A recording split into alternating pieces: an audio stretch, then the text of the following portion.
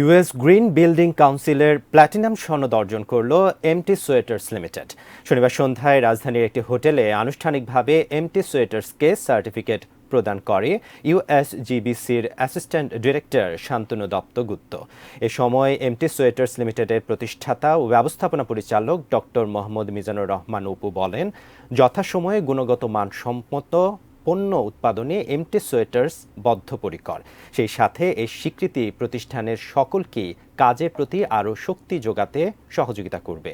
MT sweaters Shahana গ্রুপের একটি প্রতিষ্ঠান।